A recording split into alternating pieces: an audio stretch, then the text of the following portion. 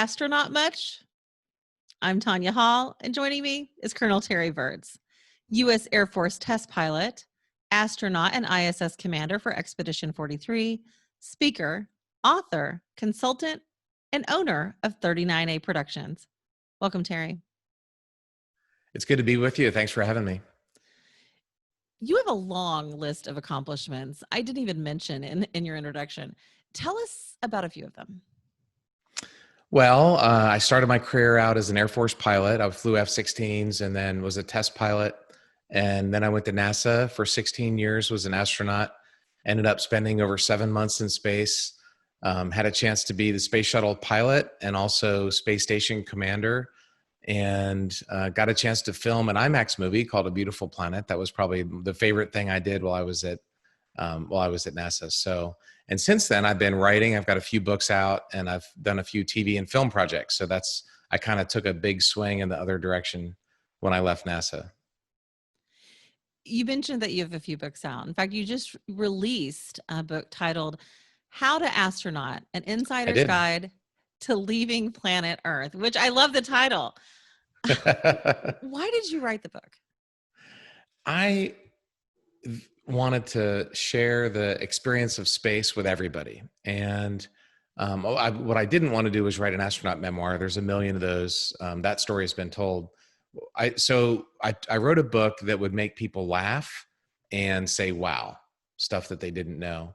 And I wrote it in a way that there's short chapters. There's basically 51 short essays. So each chapter will take you 5 minutes to read. It's just a few pages of some topics you'd expect, like how do you fly a space shuttle? How do you do a rendezvous? How do you build a space station? What kind of medical training do you do? You know, stuff that people would expect about astronauts. And then some of the chapters are things that you wouldn't expect, like what do you do with a dead body? If your crewmate dies, what do you do with their dead body? Or are there aliens? Or how do you time travel? There's a chapter about time travel. Is there a God? So there's some stuff you'd expect, stuff you wouldn't expect. It's the kind of book you read at the beach or by the pool or on your nightstand by your bed. You've actually devoted a chapter to sleeping in space. I did. Without gravity holding you to a surface, how do you prevent the constant sensation of falling? Well, first of all, sleeping in space is awesome. I was really worried about it. On my first flight, I didn't know what it would be like if I'd be able to fall asleep. And I was so tired, I was right out. But I had this weird thing for about a few months on my most recent flight. Whenever I would close my eyes, I was pitching forward and rolling left and yawing right. Like I felt like I was doing this. And then I'd open my eyes and it would stop. And it's because of the way our balance system is designed. We've got visual, we've got force or somatosensory, and we have this vestibular system. Basically, we have a rate gyro sensor, the same thing that the space shuttle had and F-16s had. And these things get tricked in weightlessness. And so when I went to sleep, excuse this cough, every night I would close my eyes and all of a sudden I was pitching, but it was kind of cool. And I just learned to deal with it. I was able to fall asleep even though I felt like I was constantly falling forward. What was the biggest surprise about going into space that no one warned you about? I think just seeing Earth, I knew that I was going to love it. I've been seeing all the IMAX movies for years at the Smithsonian. I'd read all the astronaut books and it was more than I ever imagined. I mean, it was so beautiful. And that was probably a surprise, just how amazing seeing the planet was. It was hard. Like I had to fly the space shuttle, but I just wanted to look out and see the planet. So that was a surprise. I had the pleasure of interviewing Dr. Kate Rubins a few weeks ago. Mm-hmm. As we speak, she's actually on her third mission aboard ISS. I asked her about the sensation of her first spacewalk. I'd like to ask you the same question. What's it like stepping off into orbit for the first time? Well, so the first thing I did on my first spacewalk was make sure I was going to be okay and not get dizzy or disoriented. Because some astronauts have reported when they go outside, they just get vertigo and everything's spinning. So I crawled out the hatch. We have these handrails. I was holding on. I took a tether for my spacesuit. I put it on the handrail and I let go. And we were in daylight, but the earth down below was still dark. So I was just floating in blackness, watching Earth go below, and I was fine. And then I took my tether off and I went back to work. But I just wanted to take that first moment to make sure that I thought I was going to be fine. I mean, I don't, it's not like I freak out, but I just wanted to make sure. So that was the first thing I did. What are some of the personal and emotional challenges astronauts will have to overcome on long duration deep space trips?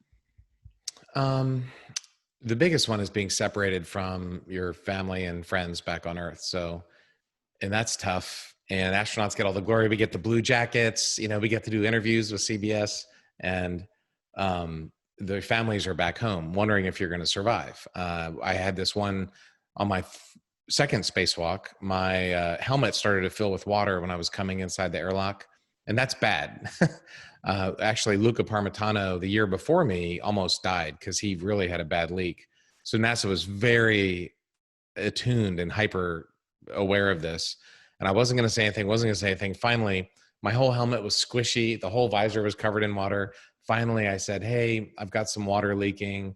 I think it's not the bad kind of leak. I think it's the not bad kind of leak. So don't." But anyway, and they handled it really well. My crewmates got me out of the suit. It was no problem.